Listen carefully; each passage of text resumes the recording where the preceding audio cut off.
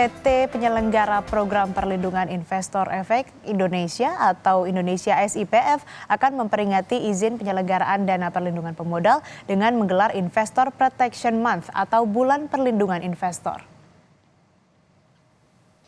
Bulan Perlindungan Investor atau Investor Protection Month merupakan program literasi dan edukasi bagi pelaku pasar modal. Dari acara ini, masyarakat bisa mengetahui perlindungan terhadap aset investor yang ada di perusahaan sekuritas maupun bank kustodian.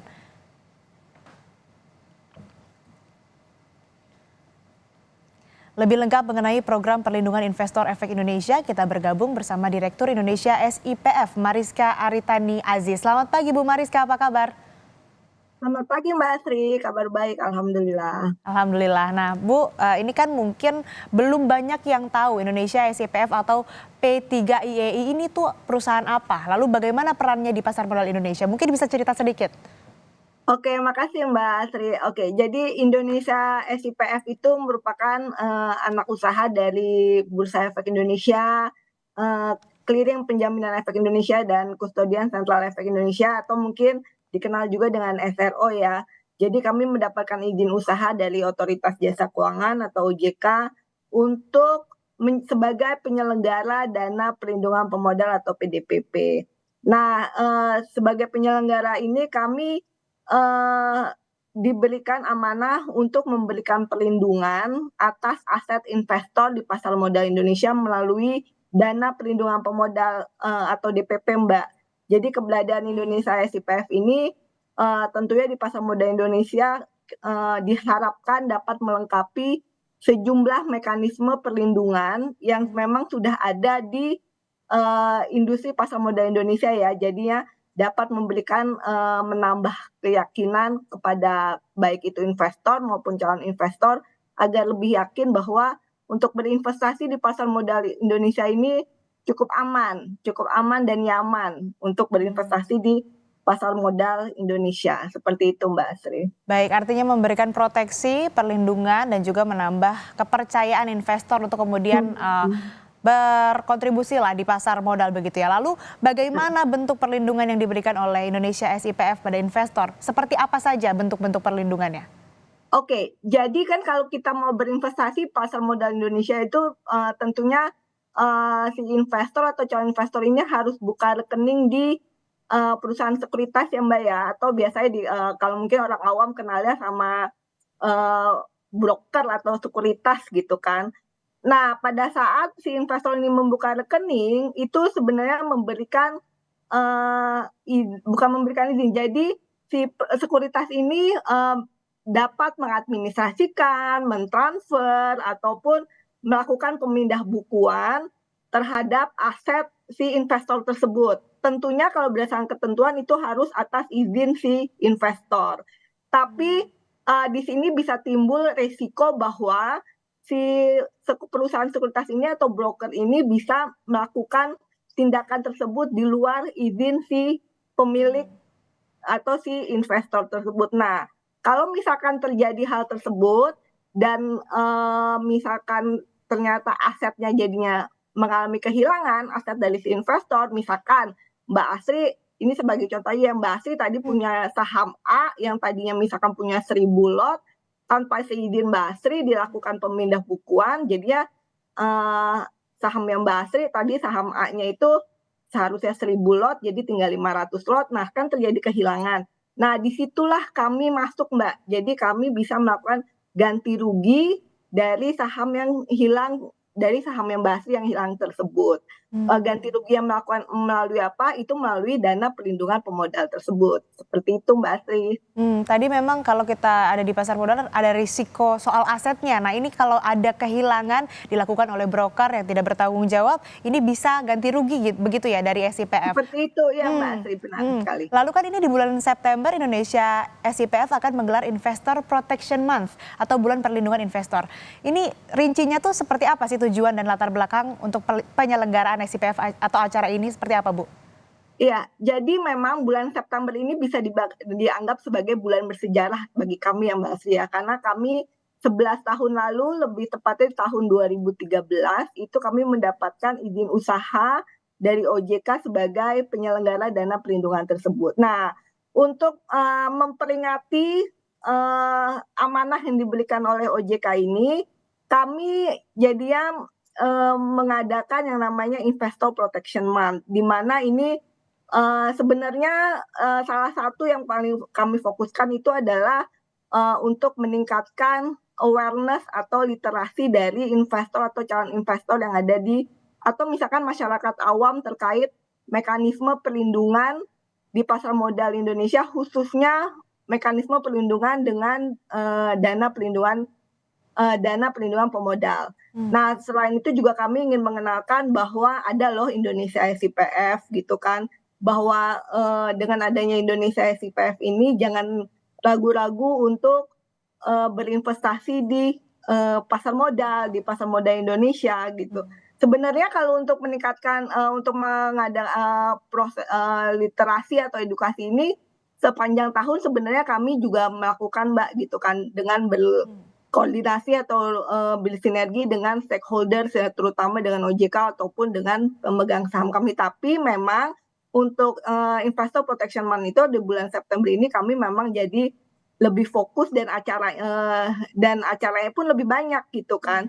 Jadi misalkan salah satunya itu adalah kami bekerja sama dengan untuk melaksanakan webinar atau seminar pasar modal gitu kan dengan anggota kami atau perusahaan sekuritas. Itu salah satunya ya Mbak, salah satu contohnya seperti itu sih. Selain tadi webinar yang disebutkan, kegiatan lain apa yang ada di acara ini? Terus kalau masyarakat ini kan atau investor ini kan pasti tertarik ya, ingin tahu gimana caranya bisa berpartisipasi? Oke, jadi acaranya cukup banyak ya Mbak ya, salah satunya itu adalah tadi yang seperti saya sebutkan ada webinar atau seminar pasar modal, itu memang kami bersinergi dengan anggota kami yang tadi telah disebutkan oleh Mbak Asri, yaitu perusahaan sekuritas ataupun bank kustodian. Kami juga bekerja sama dengan galeri investasi Bursa Efek Indonesia itu di seluruh Indonesia ya Mbak. Galeri investasi itu ada dari Sabang sampai Merauke, itu cukup banyak. Terus kami juga mengadakan kompetisi karya tulis ilmiah serta video ucapan ulang tahun kepada Indonesia SIPF. Serta ini melalui Instagram ataupun melalui TikTok juga. Jadi bisa cek tuh ke Instagram kami di Indonesia SIPF. Serta kami juga akan melaksanakan program CSR. Terus selain itu kami juga alhamdulillah di bulan Juni kemarin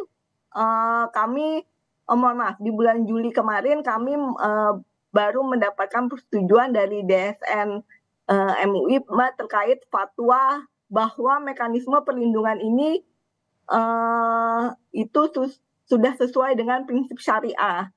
Jadinya bisa lebih memberikan keyakinan kepada investor bahwa bahkan dari sisi perlindungannya pun ini sudah sesuai nih dengan prinsip syariah. Oleh karenanya nanti kami juga akan melakukan launching terkait fatwa penerapan prinsip syariah ini, serta ini gongnya nih Mbak ya, bahwa kita akan mengadakan international class atau studi banding itu ke Jepang.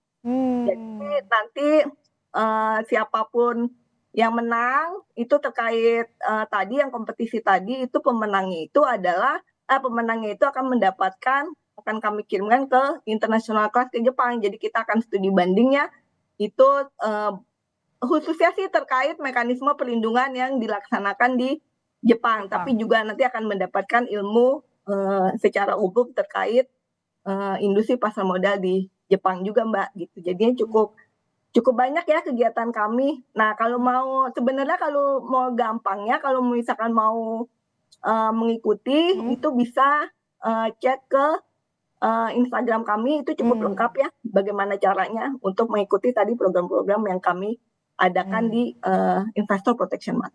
Ya luar biasa, mulai dari webinar, seminar, terus tadi ada kompetisi, bahkan nanti kalau menang studi banding ke Jepang. Ini luar biasa, kalau mau join, mau gabung, mau partisipasi tinggal cek aja sosial medianya SIPF begitu ya Bu. Nah sekarang pertanyaan terakhir, singkat saja Ibu, tips and trick, gimana sih caranya investasi dengan aman? Oke, saya selalu bilang kalau ditanya tips and trick-nya apa sih Bu Mariska kalau mau investasi di pasar modal Indonesia, satu adalah kita harus tahu diri kita sendiri. Kita itu orangnya seperti apa sih gitu kan. Karena kadang-kadang kita suka FOMO kan ya Mbak ya, kalau misalkan ini FOMO. wah nah itu satu, itu ada jangan FOMO. Saya biasanya kalau ini kita ringkas dengan 3D, yaitu uang dingin, hati dingin, kepala dingin. Uang dingin Oke. maksudnya Mbak bahwa uangnya itu bukan uang yang diperlukan untuk kebutuhan sehari-hari Iya. gitu kan. Jangan sampai nanti uang sekolah anak dipakai untuk berinvestasi di pasar modal. Kenapa? Karena memang investasi di pasar modal itu bukan investasi yang dalam jangka waktu dekat gitu kan. Nah, itu terus hati dingin. Hati dingin itu adalah bahwa kita tadi jangan FOMO. Karena belum tentu apa yang terjadi sama orang lain itu bisa kita ikutin. Ya Betul. tadi bisa aja kondisinya beda kan. Nah, sama kepala dingin. Kepala dingin itu maksudnya bahwa pada saat kita berinvestasi khususnya di pasar modal itu kita harus mempelajari apakah misalkan kita mau investasi ke saham A. Nah, itu kita harus pelajari tuh saham A tersebut bagaimana, terus habis itu mungkin dari sisi background dari si perusahaan tersebut, seperti itu biar kita nggak ikut-ikutan gitu kan. Jadi nanti biar kita tahu, oh ini kita investasinya misalkan pas kita investasi itu lagi nilainya lagi turun, tapi kita tahu karena kondisinya misalkan secara fundamental bagus dan segala macam, kita tetap yakin, oh nanti dia pas pada saat kondisi ini pasti akan naik. Salah satunya seperti itu. Dan tentu saja Mbak, satu adalah selalu cek dan dicek portofolio investasi dari kita. Jadi kalau seandainya ada apa itu namanya, ada pihak-pihak yang tidak berwenang tadi memindahkan aset kita atau segala macam, itu kita langsung tahu. Karena sebenarnya cukup mudah ya sekarang setiap kita berinvestasi di pasar modal Indonesia, namanya kita akan dapat akses dari KSEI, di mana kita langsung bisa ngecek Mbak, itu bahwa sekarang portofolio kita itu seperti apa. Tentu aja jaga kerahasiaan data dan pastikan kita investasinya itu benar-benar di tempat yang legal. Karena terus terang Mbak, kita memang banyak mendapatkan laporan dan amat sangat kita sayangkan bahwa kita tidak bisa melakukan perlindungan. Kenapa? Karena ternyata yang melapor ke kita itu juga tidak berinvestasinya di tempat yang legal. Which is nggak bisa kita lindungi juga, seperti itu Kak. Iya, nah dicatat ya intinya 3D, ya kan?